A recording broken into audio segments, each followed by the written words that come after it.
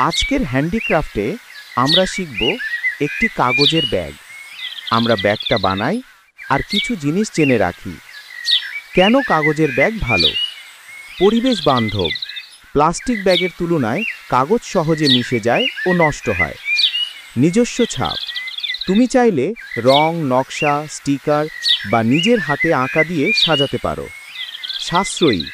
বাড়ির পুরনো খবরের কাগজ, চার্ট পেপার বা সাদা কাগজ দিয়েই বানানো যায়।